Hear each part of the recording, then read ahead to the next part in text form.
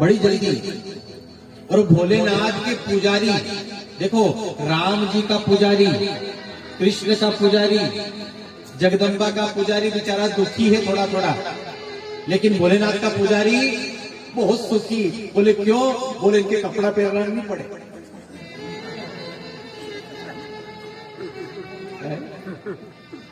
अरे भी कलश यात्रा गई, 1 घंटा हम वहां रुके मंदिर में। क्यों रुके आप लोग? भगवान पोशाक पहन रहे थे। बताओ अगर शंकर जी होते तो फिर लफड़ा झपड़ा होता? जितने हमारे भोलेनाथ आनंद में हैं, उतना ही उनका पुजारी भी।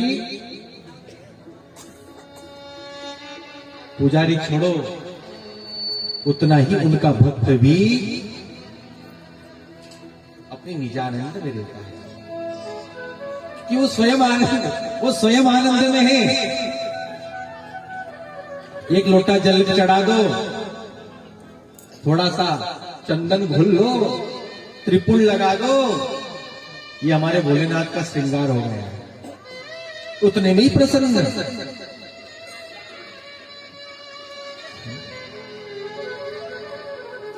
भोलेनाथ से कहा, भोलेनाथ प्रसन्न होइए। भोलेनाथ प्रसन्न हो गए। बोले मांग भैया कई चाहे। बोले आप तो मारे ऐसो वरदान दे दो कि मैं जड़ी चीज के हाथ लगूंगा, सोना की हुई जाए। काय की हुई जाए? जोर से बोलो माता। काय की हुई जाए? अरे काय की हुई जाए? जीवाने की नहीं, सोना की हुई जाए। भोलेनाथ ने कहा, अब भोलेनाथ तो भैया बड़े विचार नहीं रखते। जा दौड़े दौड़े घर गया और घर जाके अपने सिंहासन को हाथ लगाया तो सिंहासन काय का बन गया?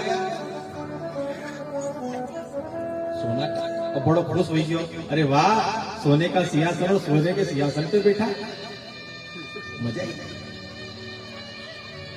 अपने कमरे में गया, पलंग को हाथ लगाया तो पलंग भी काय का हो गया?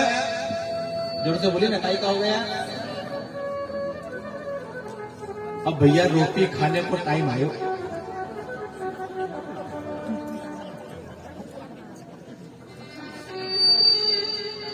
रोटी खाने को, और भोजन की थाली सामने आई। जैसे उसने रोटी को हाथ लगाया, रोटी काय की बढ़ गई?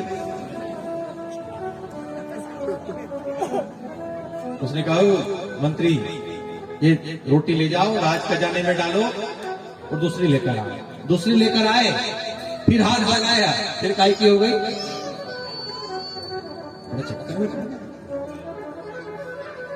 और तो और भैया अपनी घरवाली के हाथ लगायो। घरवाली भी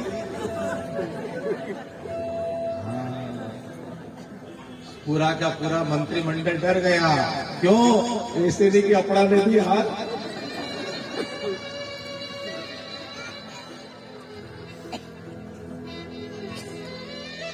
या बात हंसी की जरूर है। उस राजा का पूरा राज्य चौपट हो गया और कारण केवल और केवल एक लोभ था। क्या कारण था? केवल एक लोभ। इसलिए भैया लोभ करना है तो हमें भक्ति का करना चाहिए, हरि चरणों का करना चाहिए, हरि दर्शन का करना चाहिए। हमारे मन की मांग, आप कितनी भी कथा सुन लो, कितने भी अच्छे सत्संग में चले जाओ, कई लोग शरीर से जरूर जाते हैं लेकिन मन से वहां पर बैठ, बोलिए ना, नहीं पाते हैं। वो शरीर से गए लेकिन मन से ऐसे नहीं। बहू घर में अकेली, कई वालों कई गड़बड़, मन से तो पता नहीं कहां है।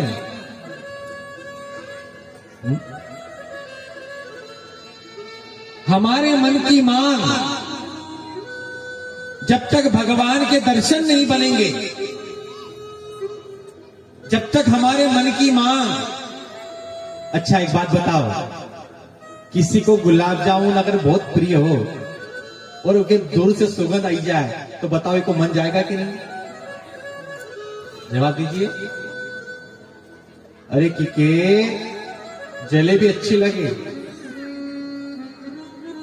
चौराहे पे अगर कोई उतार तो होगा नहीं, गाड़ी से निकलेगा तो इनको नजर तो वहां।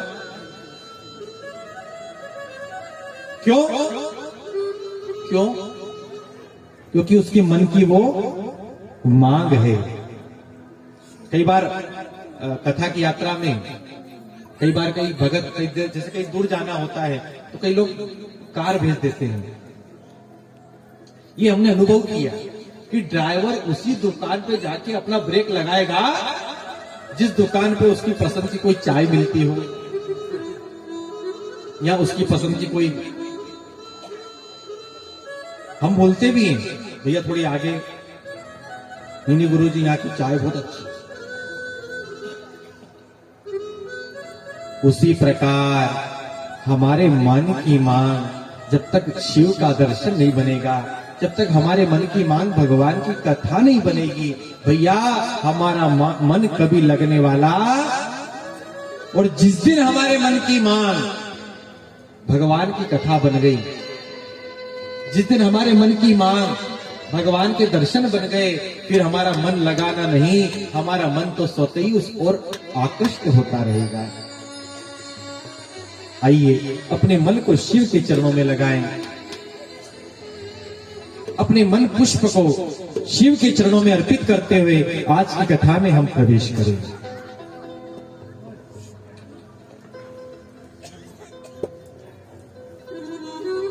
कल आप हम सब ने कौन से महादेव का चरित्र सुना था? कोई बताएगा हमको? क्यों माता हो? क्यों भैया? कौन से महादेव का चरित्र सुनाया था कल आपको? हे भगवान, माँ तो फोड़ू कही अभी है।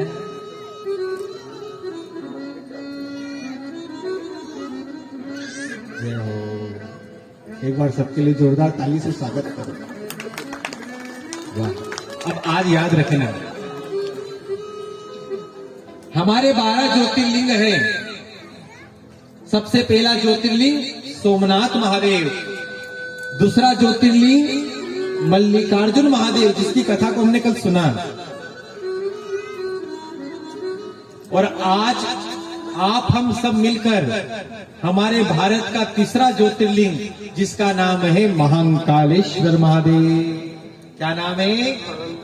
जोर से बोलिए, क्या नाम है? कल भूल जो मत। हाँ, महाकालेश्वर महादेव जो हमारे भारत का तीसरा ज्योतिर्लिंग है, उस कथा को आज हम श्रवण करने वाले हैं। तो आइए पहले 12 ज्योतिर्लिंग को मनी मन प्रणाम करें, उसके बाद आज की कथा में आप हम प्रवेश करें। ओम सोमनाथाय नमः।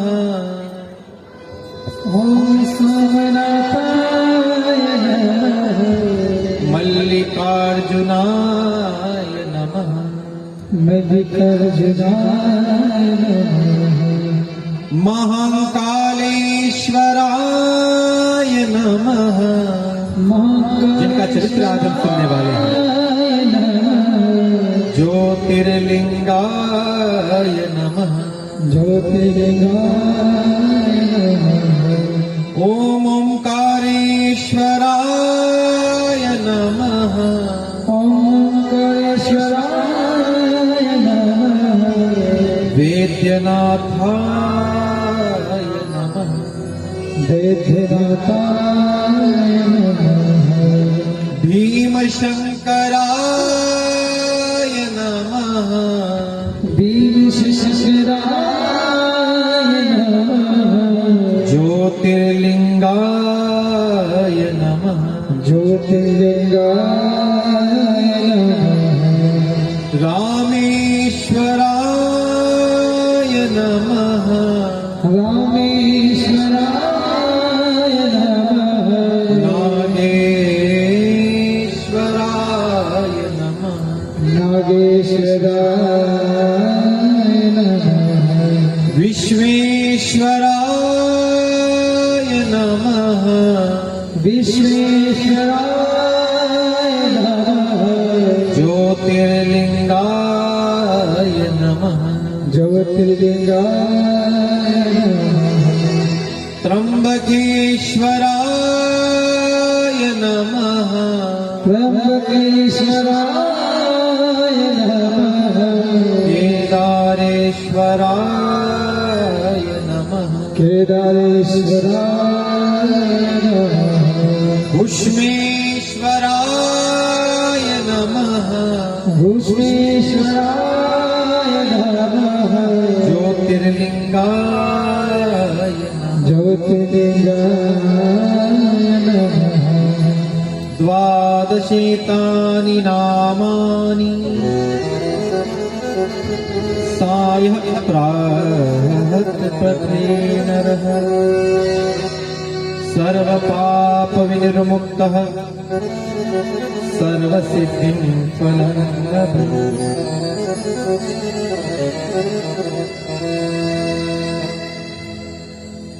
जो मानव आदर के साथ इन 12 ज्योतिर्लिंग को याद करता है, उसके समस्त पाप तत्क्षण भस्मीभूत हो जाते हैं। जिस प्रकार भुवन भास्कर सूर्य नारायण के उदय होने पर इस संसार का तिमिर नष्ट हो जाता है, अंधकार नष्ट हो जाता है, कोहरा छट जाता है, उसी प्रकार भगवान का मंगलमय नाम लेने से, इन 12 ज्योतिर्लिंग का स्मरण करने से जीव के जन्म जन्मांतर के, कल्प कल्पांतर के, युग युगांतर के जितने पाप पुंज है ना, वो सब भस्मीभूत हो जाते हैं।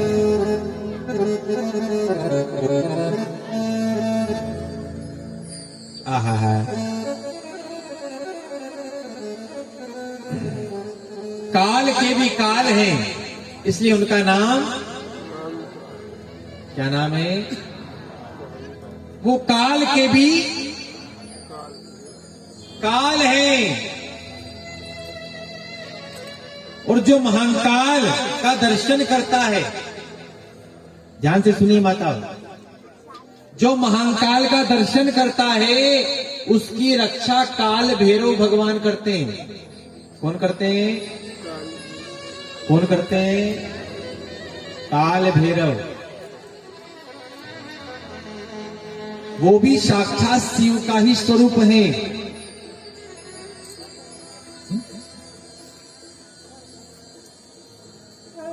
और जो महाकाल की कथा को आदर के साथ सुनाता है,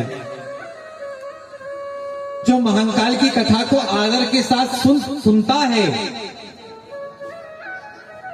भैया उसके फल की तो कोई महिमा को गा भी नहीं सकता कि उसका क्या फल है,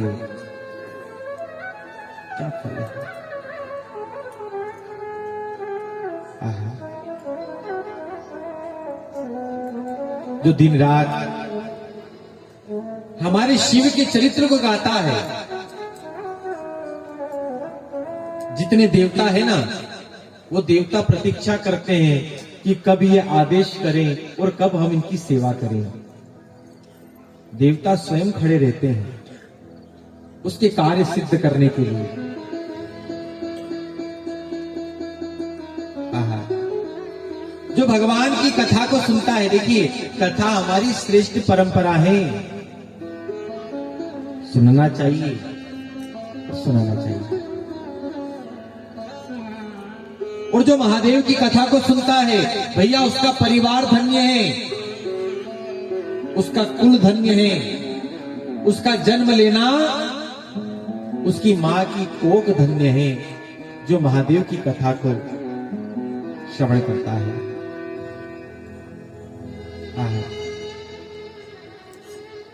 ये महाकाल की कथा देखिए, जरा सुनिए।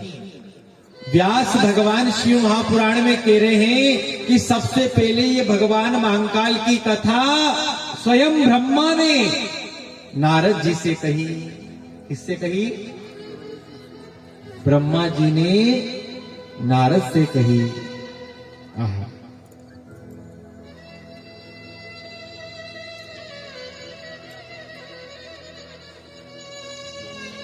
नारद जो रोज भाल में शिव के नाम का तिलक त्रिपुंड धारण करता है, हे नारद मैं ब्रह्मा उस मानव को प्रणाम करता हूं।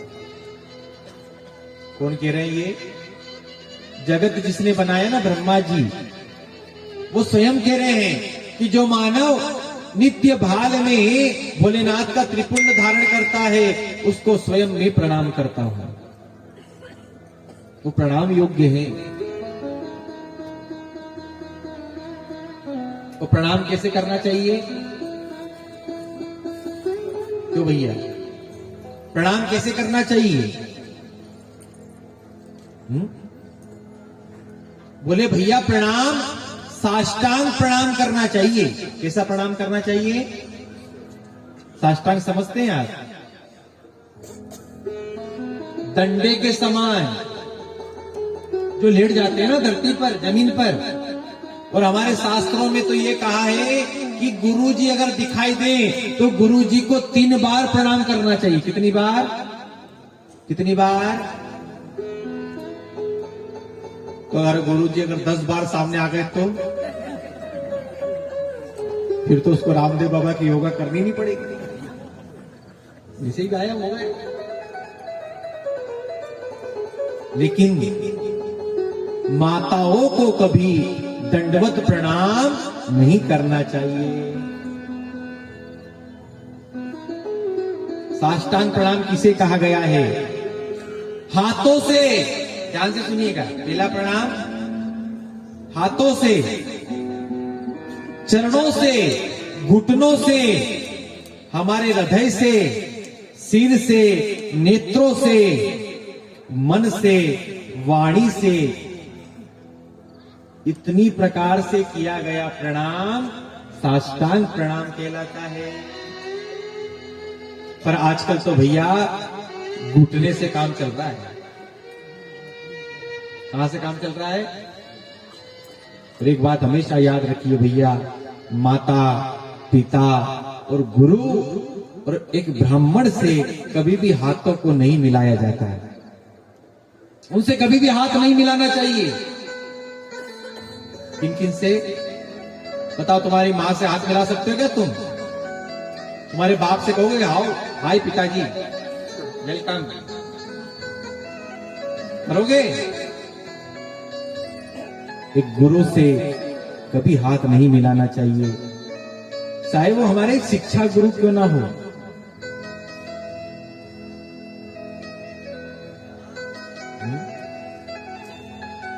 वो तो सदैव प्रणाम करने योग्य है।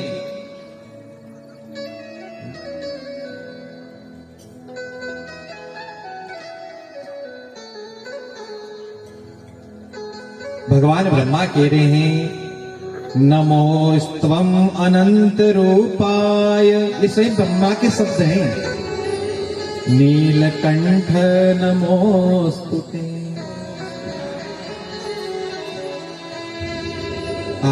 हमारे ब्रह्मा को भोलेनाथ का एक नाम बहुत अच्छा लगता है।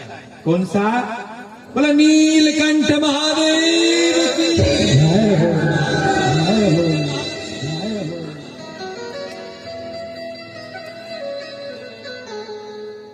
हाँ हाँ, जो स्वयं जहर पीते हैं और दूसरे को अमृत प्रदान करते हैं, ऐसे हमारे महादेव हैं। और एक बात बताएं भैया, ये संसार में आप रह रहे हो ना, संसार के लोग आपको जहर देंगे, बिल्कुल देंगे। कौन सा जहर? बुराई का जहर, कटुता का जहर, द्वेष भावना का जहर। और एक बात हमेशा याद रखना, जिसको जीवन में जहर पीना आ गया, असल में उसी दिन उसे जीना भी जिस जहर को पी लेता है, जो बुराई के जहर को पी लेता है। हमेशा याद रखिए, जो हमारे भाग्य में है उसे दुनिया की कोई शक्ति छीन और जो हमारे भाग्य में नहीं है उसे दुनिया की कोई शक्ति, बोलिए ना, दे भी नहीं सकती। एक पति पत्नी थे, महादेव के भगत थे। पार्वती को दया आ गई। पार्वती ने कहा, स्वामी ये दोनों आपके भगत हैं, कम से कम इन पर दया तो करो। महादेव ने कहा, देवी इनके भाग्य में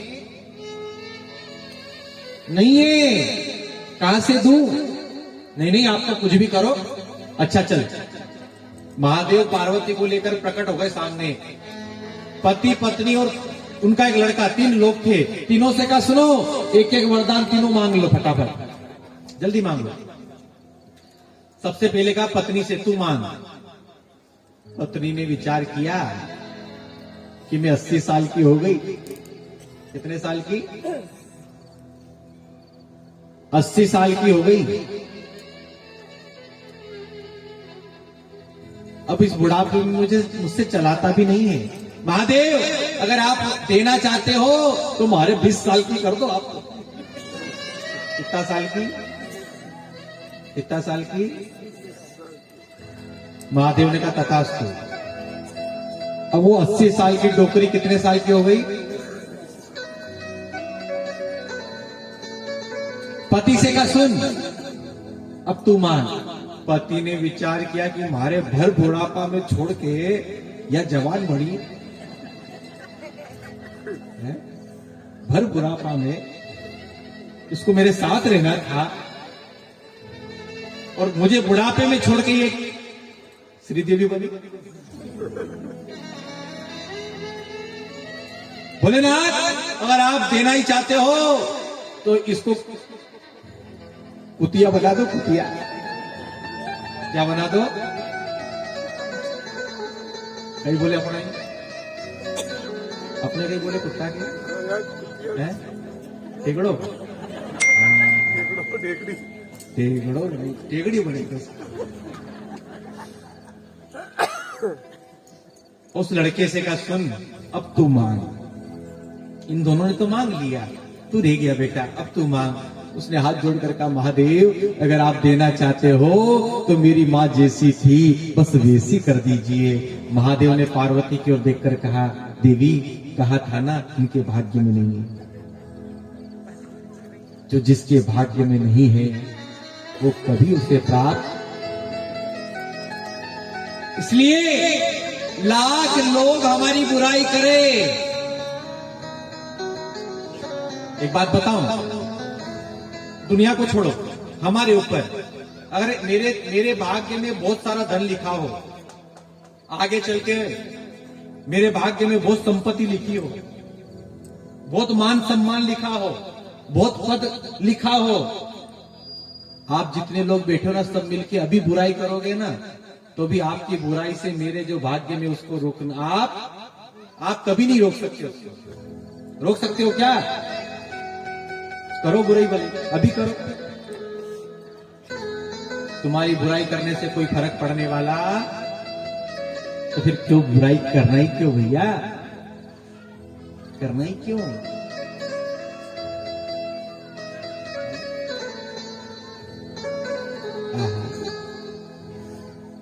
किस बात की हम चिंता करें? इसलिए संतों ने कहा है, चिंता करे बलाय हमारी इस माया जंजाल की। बलिहारी बलिहारी बलिहारी नंदलाल, बलिहारी बलिहारी जो बलिहारी महाकाल की। बलिहारी बलिहारी जो बलिहारी महाकाल, बलिहारी बलिहारी जो बलिहारी महाकाल की। चिंता करे बनाए हमारी, चिंता करे बनाए हमारी इस माया जंजाल की। ओ इस माया जंजाल की। क्या कहना है?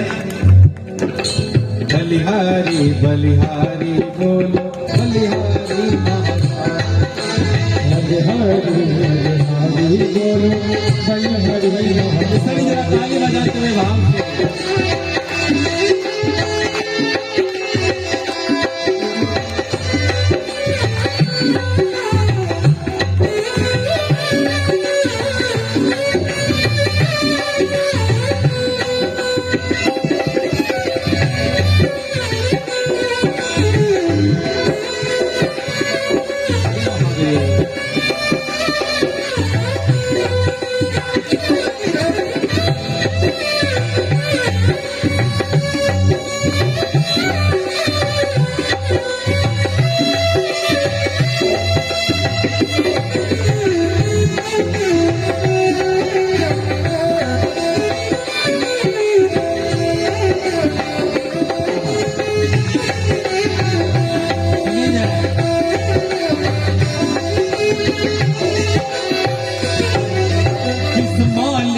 जन्म दिया है अन्न वस्त्र भी देगा। जिस नायक ने जन्म दिया है अन्न वस्त्र भी देगा। अरे अच्छा एक बात बताइए, कितना बड़ा कोरोना गया, कोई भी भूखा सोया? बोलिए ना, आप भूखे सोए?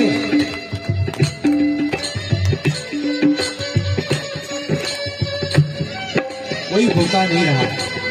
चींटी से लेकर हाथी तक की व्यवस्था ठाकुर जी की कृपा से रही। जिस मालिक ने जन्म दिया है अन्न वस्त्र भी देगा। जिस मालिक ने दिया है अन्न वस्त्र भी देगा। सिर ढकने को छत देगा, खबर हमारी लेगा। सिर ढकने को छत देगा, खबर हमारी लेगा। भजन करो निश्चिंत हो चिंता, छोड़ो रोटी दाल की। बलिहारी बलिहारी बोलो बलिहारी। बलिहारी बलिहारी बोलो बलिहारी महाकाल। बलिहारी बलिहारी महाकाल। भगवान ब्रह्मा जी कह रहे हैं, वंदे काल हरम हरम विषधरम, वंदे मुठा पूजितम। हमारे शास्त्रों में शिव महापुराण में महाकाल की स्तुति लिखी है। ये जो हम बोल रहे हैं ना, ये महाकाल की स्तुति है, जो स्वयं ब्रह्मा ने गाया। किसने गाया? हमारे शब्द नहीं, स्वयं ब्रह्मा के शब्द हैं। वंदे काल हरम हरम विषधरम। आप विष को पीने वाले हैं। वंदे नरसिंहापहम।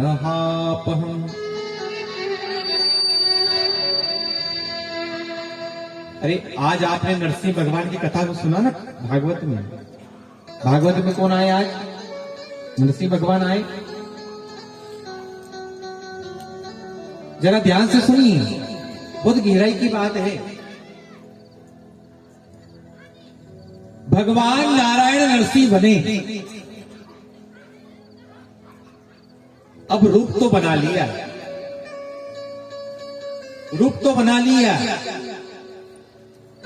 पर भैया क्रोध शांत करना तामस रूप किसका है? भोलेनाथ का। रूप तो बना लिया नारायण ने, लेकिन अब क्रोध शांत नहीं हो रहा है। तब महादेव नरसिंह को कैसे बने नारायण?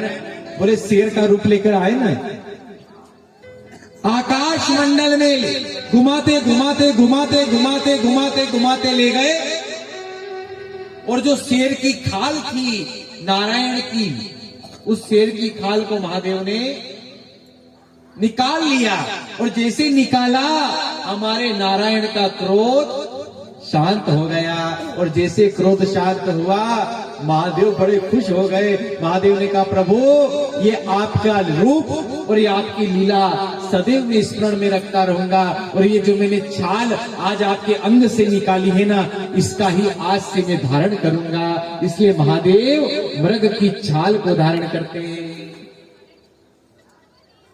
कई लोग कहते हैं ना कि भगवान शेर के मारे के पेरियो कई, लेकिन भैया थोड़ी कथा को समझो, सुनो तो सही।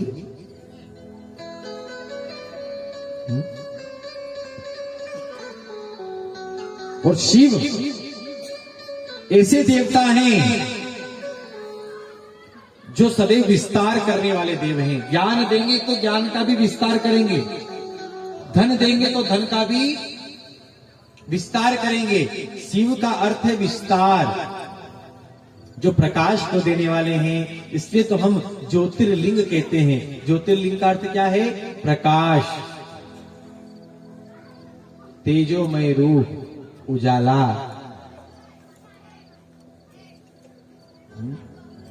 अलग अलग देखो, मोनो होता है ना, आप बैंक जाते हो, किसान आदमी आप, हम बैंक जाते हैं, अलग अलग बैंक का अलग अलग मोनो होता है। HDFC का अलग, यूको बैंक का अलग, भारतीय स्टेट बैंक का, अरे अलग अलग फ्लाइट, अलग अलग फ्लाइट का भी अलग अलग मोनो होता है। एयर इंडिया का अलग होता है। तो ये लिंग, ये लिंग स्वरूप है क्या भैया? अगर आपको कोई कहे कि पूरे भारत को आप पकड़ कर दिखाओ, पकड़ सकते हो क्या? पकड़ सकते हो? लेकिन उसी भारत को, एक तिरंगे को अगर आपने पकड़ लिया तो आप पूरे भारत को पकड़, वो तिरंगे के रूप में पूरा भारत है। उसी प्रकार यह हमारे लिंग स्वरूप की बड़ी बड़ी अद्भुत कथा है। भगवान शंकर का अवतार हुआ, जो मुक्ति को देने वाली नगरी है। आहा, जो मुक्ति को देने वाली नगरी है।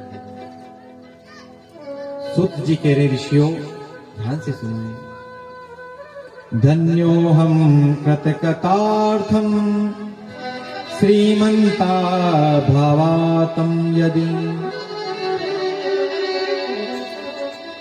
हे ऋषियों,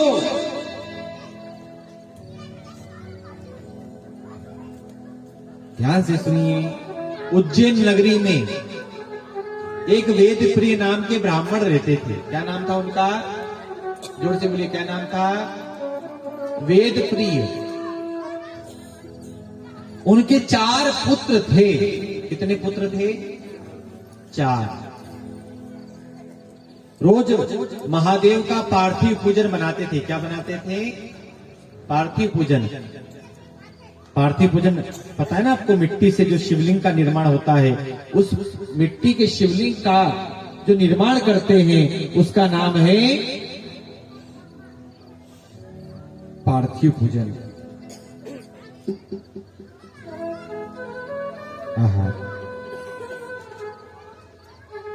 देखते देखते 4 संतानों के साथ हमारे वेदप्रिय नाम के जो ब्राह्मण है ना, रोज शिवलिंग बनाते थे। कहां पर? उज्जैन नगर में। उस ब्राह्मण के उस पुण्य से, उस ब्राह्मण के उस कर्म से पूरे नगर में आनंद ही आनंद होने लगा। सब निरोग रहने लगे, और पूरे नगर के लोग जैसे ही जिस रास्ते से वो ब्राह्मण देवता निकल जाते, सब लोग उनको प्रणाम करते थे, सब सम्मान करते थे। इस ब्राह्मण की वजह से हमारा नगर आनंदित हो रहा है। भैया, हमें सबका आदर करना चाहिए, हमें किसी तीर्थ की भी निंदा नहीं करना चाहिए। हमें किसी की भी निंदा, अरे यहां तक कहां तक कहें कि हमें किसी शत्रु की भी निंदा नहीं करना चाहिए। कई लोग अगर किसी की बुराई करे ना तो इतनी अच्छे से ध्यान से सुने और पूछे बार बार, ले बताइए आगे आगे की रहेगी यार, आगे कही है। ऐसी ध्यान से सुनते जैसे बहुत बड़ा मिर्च मसाला मिल गया इनको। लेकिन भैया हम किसी की बुराई को सुनते हैं तो उसकी बुराई का 10वां भाग हमारे हिस्से में जुड़ जाता है, और किसी के पुण्य को अगर सुनते हैं तो उसके पुण्य का भाग भी हमारे हिस्से में जुड़ जाता है। तो वहां से थोड़ी दूर पर एक रत्नमाला पहाड़ था, वहां पे दूषण नाम का राक्षस था, असुर था। असुर कौन है? बोले जो सुर में नहीं है उसी का नाम, जो सुर में नहीं है उसी का नाम असुर। असुर अरे ये जरूरी थोड़ी कि हमारा माथा पे सिंह होगा तो ही असुर, बड़ा बड़ा दांत वेगा तो असुर। असुर कौन है? बोले जो सुर में नहीं है उसी का नाम असुर है।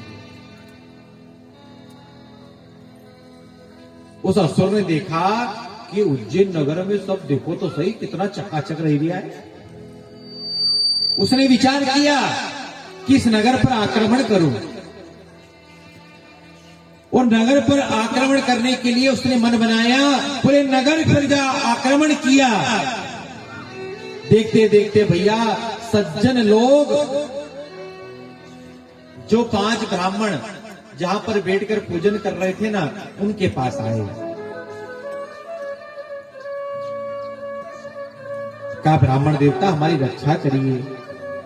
ब्राह्मण ने कहा सुनो, हम क्या रक्षा करें, ये काल से तो केवल एक ही रक्षा कर सकते हैं और वो है महान काल। हम क्या रक्षा करें, चिंता मत करो, तुम सब आसपास आकर बैठ जाओ। सब आकर बैठ गए। और एक बात बताएं, जो दूसरों को कष्ट देता है, जो भगवान के भक्त को कष्ट देता है, देवताओं को बड़ा दुख होता है। क्यों? क्योंकि देवता का जो हृदय ना बड़ा कोमल होता है। देखते ना कई बार देवता बड़े जल्दी प्रसन्न हो जाते हैं। माता जी बड़ी जल्दी प्रसन्न हो गई, क्यों? क्योंकि उनका हृदय जो है ना बहुत कोमल है।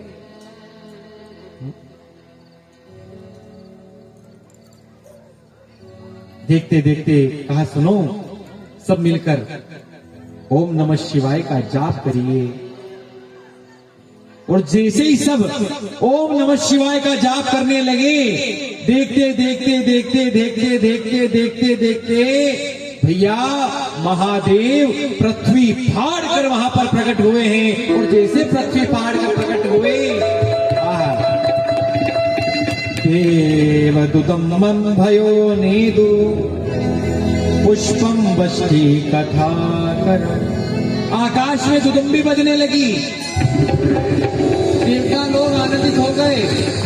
और देखो महादेव आते हैं तो साथ में महादेव नहीं आए, ब्रह्मा आए। और कौन आए? विष्णु आए। सभी देवताओं ने जय जयकार किया।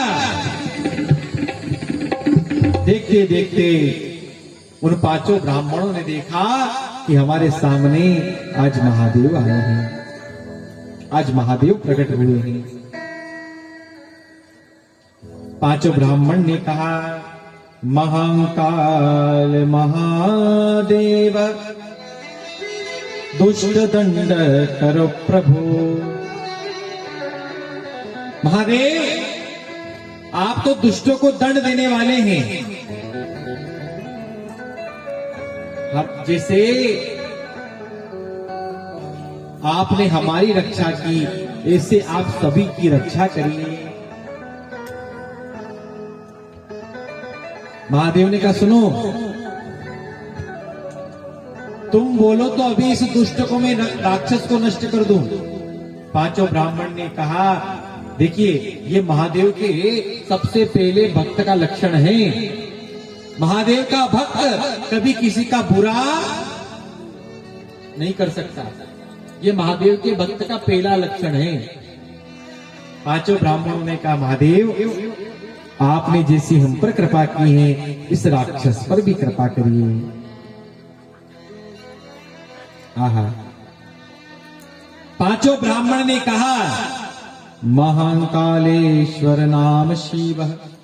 हे महाकालेश्वर, हे महादेव, आप अपने तेजोमय रूप में यहाँ पर स्थिर हो जाइए, प्रकट हो जाइए। उन पांचों ब्राह्मणों के विनय पर महाकाल महादेव उस तेजोमय रूप में प्रकट हो गए और उस ज्योतिर्लिंग का नाम हो गया। बोले महाकालेश्वर महादेव की।